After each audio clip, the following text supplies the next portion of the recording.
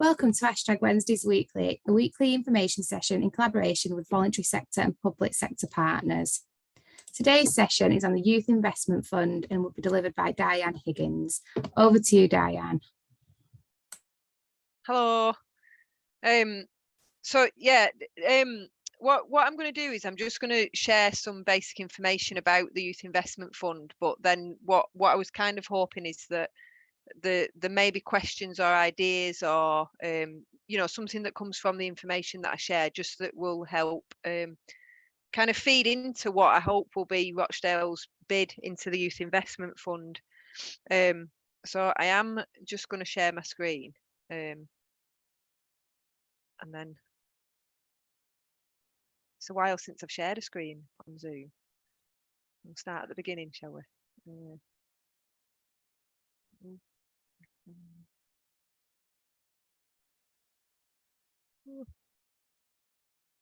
Okay, I'll have to do it that way. I can't. There we go. Sorry. Right, now I can't see you now, so if you do want to interrupt me, you'll have to shout. My name's Diane Higgins. I manage the youth service in Rochdale, which is the local authority youth service. And most people are probably aware of the Youth Investment Fund. This is the second round of the Youth Investment Fund that was released on the 1st of August this year. So what I've got is a few slides that just kind of give what I think is kind of the key information about what the Youth Investment Fund is. So the kind of overall aim of the Youth Investment Fund, and it's part of the government's youth guarantee, is to improve access to regular open access out of school activities for all young people. So the government's kind of mantra, mission, whatever you want to call it, has been that by 2025 all young people should have fairly easy access to out of school activities, relatively close to where they live.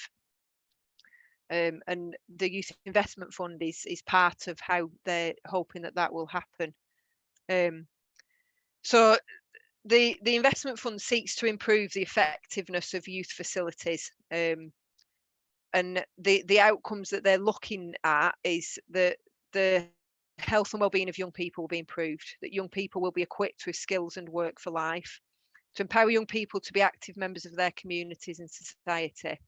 And it's all part of the levelling up of provision in what the government call left behind areas. The aim nationally, as in it's it for England, the Youth Investment Fund, is that there'll be grants for up to 300 facilities, and these are kind of the criteria that the government is saying, that it needs to represent positive value for money. They need to be environmentally sustainable, and the main aim of the building, or the renovation, whatever it is, needs to enable positive activities for young people to take place, and that they're in eligible places across England. Now, Rochdale is one of the eligible places for the Youth Investment Fund. Sorry that there's quite a lot of information on this slide, but I've taken this from what the government are saying needs to be included in the bid. So I thought it was just important to share this, so that everybody's kind of aware of how we're hoping that we can build something to submit into Rochdale. So it needs to be inclusive, that it's got support of young people, and backing from a wider range of deliverers.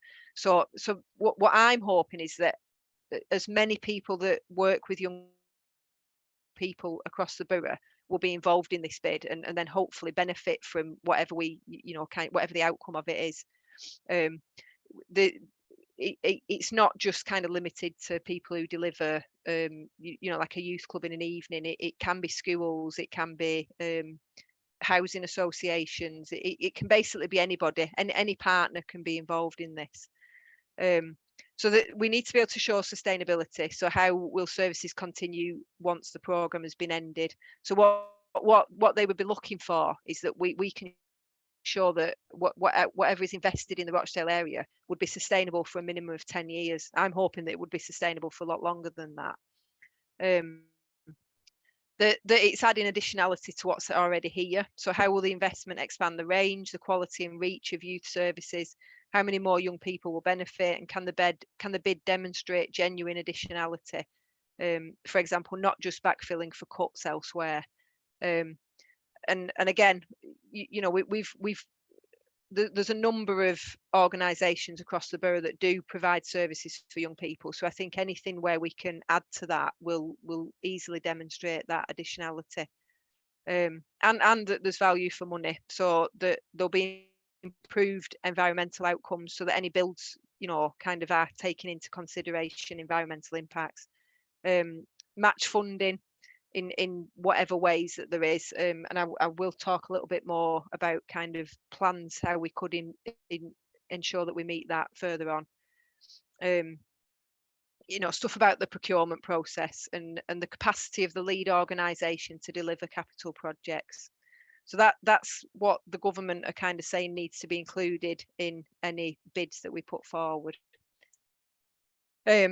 So the point of this session really is just to, I suppose, talk about where we maybe already be up to in terms of thinking about a bid for the borough, but also to then start to look at if other people have got other ideas that they want to import, if people want to be involved in this, as it kind of progresses over the future. So the discussions with the government in terms of Rochdale, and the money that they're kind of looking at investing, the Youth Investment Fund is what it says on the application is that you can bid for anything from 350,000 up to 8 million. So they're looking at somewhere in the middle of that, really, about what they would be investing in Rochdale. So that kind of initial thoughts of that is that could look at us identifying 3 to 4 buildings that we could either renovate or new build into new facilities for young people across the borough.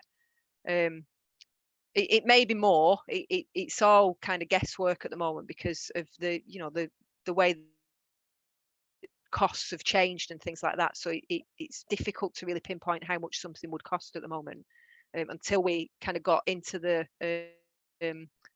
bid process and could start to employ people who could give us real costings. As part of the bid, what I think what would be good if we could do is start to establish a youth partnership, and what this partnership would do would work on how we're developing and building the out of school provision for young people, but also how this partnership and the people involved in this partnership could utilise the buildings, so that we've not got buildings that are only used 50% of the week, that with more partners involved and access to these buildings, we hopefully would have them open the majority of the time for young people. And the other thoughts about it are how we can link in with other bids that are currently being worked on across the borough. So I've mentioned in this there's a bid for a number of play zones that's currently being worked on by partners. I think it's being led by Rochdale Football Club. And that this is a Sport England bid. But what the play zones are basically like a kick pitch. And so the conversations I've had with the people that are involved in that is whether we could look at linking up. So if we did have a building renovated, if one of these play zones was located next to it, that would provide a really good facility for organisations to use with young people. And there's other levelling up funding that is being talked about, hasn't been released yet, but potentially if that could coincide at the same time, then again it could add value to whatever we put in as an idea for Rochdale. And so this is the stage that we're at now. It's about formulating the ideas. I want as many people involved in this as we possibly can, and partners who want to be involved, who want to work together, to make sure that Rochdale gets as much as we can from the bid. We need to submit an expression of interest. What that will do will give us a relationship manager from the Department for Culture, Media and Sport, who will then work with us on our bid, and help us work out exactly what we can be applying for.